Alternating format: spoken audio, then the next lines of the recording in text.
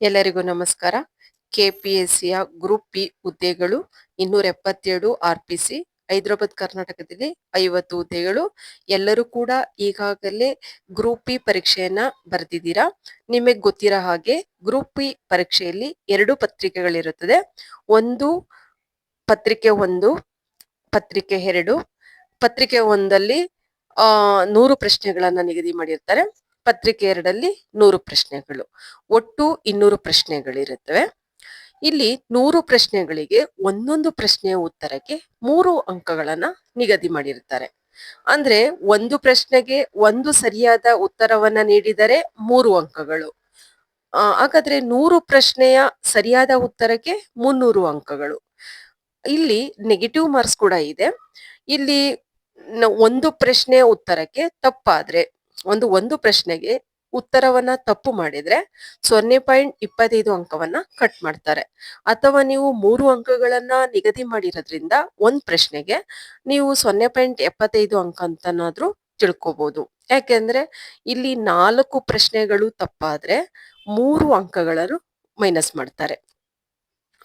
ನಿಮಗೆ ಗೊತ್ತಿರುವ ಹಾಗೆ ಪರೀಕ್ಷೆಯನ್ನ ಎಲ್ಲರೂ ಬರೆದಿರೋದ್ರಿಂದ ಪರೀಕ್ಷೆ ಸೆಂಟರ್ಗಳಲ್ಲಿ ನಿಮ್ಮ ರೂಮ್ಗಳಲ್ಲಾಗಿರ್ಬೋದು ಅಥವಾ ನಿಮ್ಮ ಫ್ರೆಂಡ್ಸ್ಗಳು ಹೋಗಿರುವಂತ ಸೆಂಟರ್ಗಳಾಗಿರ್ಬೋದು 50% ಮಾತ್ರ ಪರೀಕ್ಷೆಗೆ ಹಾಜರಾಗಿರೋಂಥದ್ದು. ಪರೀಕ್ಷಾರ್ಥಿಗಳು 50% ಮಾತ್ರ ಹಾಜರಾಗಿದ್ದಾರೆ.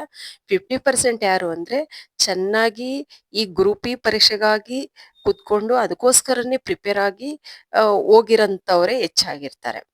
ಇಲ್ಲಿ ಪತ್ರಿಕೆ 1 ತಗೊಂಡ್ರೆ ತುಂಬಾ ಕಷ್ಟ ಅಂತ ಹೇಳಕ್ಕಾಗಲ್ಲ, ತುಂಬಾ ಈಸಿ ಅಂತಾನೂ ಕೂಡ ಹೇಳಕ್ಕಾಗಲ್ಲ. ಮೀಡಿಯಂ ಇರುತ್ತೆ.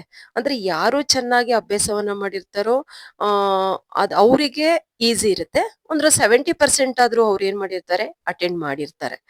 ಇನ್ನು 30% ಅವರು ನೆಗೆಟಿವ್ ಮಾರ್ಕ್ಸ್ ಇರೋದ್ರಿಂದ ಅವ್ರಿಗೆ ಕಷ್ಟ ಆಗಿರ್ಬೋದು. ಇನ್ 70% ಅಂದ್ರೂ ಅಟೆಂಡ್ ಮಾಡಿರ್ತಾರೆ. ಇನ್ನು ಪತ್ರಿಕೆ 2 ಬಂದು ತುಂಬಾ ಈಸಿ ಇತ್ತು. ಅಂದ್ರೆ ಎಂತರೂ ಕೂಡ ಬರಿಬೋದಿತ್ತು. ಅದ್ರಲ್ಲೂ ಚೆನ್ನಾಗಿ ಅಭ್ಯಾಸ ಮಾಡಿದವರಿಗೆ ಪತ್ರಿಕೆ 2 ಚೆನ್ನಾಗಿ ಸ್ಕೋರ್ ಮಾಡಿರ್ತಾರೆ. ಅಂದ್ರೆ ಚೆನ್ನಾಗಿ ಅಟೆಂಡ್ ಮಾಡಿರ್ತಾರೆ. 85+ ಆದ್ರೂ ಮಾಡಿರ್ತಾರೆ. 85 ಇಂದ 90+ ಆದ್ರೂ ಅವರು ಅಟೆಂಡ್ ಮಾಡಿರ್ತಾರೆ. ಈ ಆಧಾರದ ಮೇಲೆ ನನ್ನ ಸ್ನೇಹಿತರಾಗಿರ್ಬೋದು, ವಿದ್ಯಾರ್ಥಿಗಳಾಗಿರ್ಬೋದು,